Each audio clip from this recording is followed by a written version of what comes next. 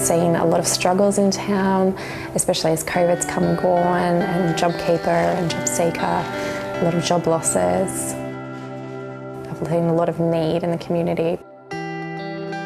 But I've also seen such beautiful people with such great skills working together to help each other. Just over 12 months ago, when Tasmanians were being urged to stay home, Danielle Watkins put some excess vegetables outside her front gate. And as the saying goes, from little things, big things grow. Within a week, the Waverley Community Co-op had sprung from the ground. We had a huge level of need and we used to have people queuing up. I remember we had nearly 8 families here one day waiting for food, and they were families that hadn't eaten properly in a couple of days. As the year progressed, Danielle Watkins says more and more Waverley residents were struggling with the cost of living. So we have a lot of people here that don't get to eat meat because they physically can't afford it. One of the regulars, Doug Greaves, is a disability pensioner and says his support payment doesn't stretch far. By the time you pay your hydro, your food and your phone credit, leaves with hardly anything. He stops by about once a week and says he'd be lost without the co-op. Well, there's about 2 meals there in vegetables. So, yeah, 2 meals I didn't have.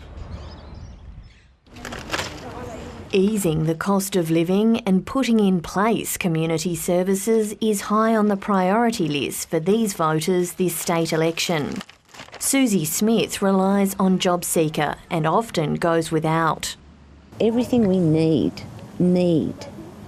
is expensive, and what we receive doesn't go anywhere near what's needed.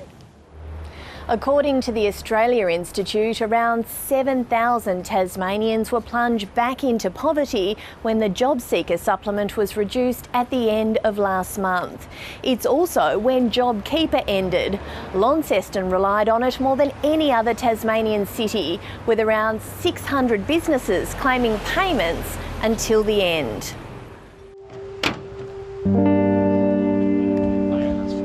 I feel like winter coming, we're going to end up with a crisis, especially with now the borders are opening up from New Zealand, between New Zealand and Australia.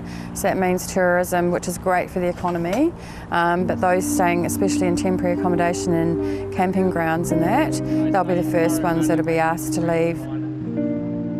Kirsten Ritchie cooks dinner for people in need in Launceston 2 nights a week and distributes donated food parcels, blankets and clothes.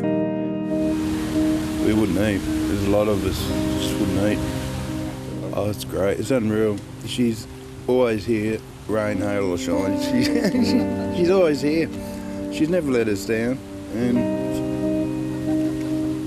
she just goes out of her way. She's unbelievable. Demand varies, but some nights 30 people turn up at Royal Park for a meal. Ms Ritchie says the face of homelessness is changing.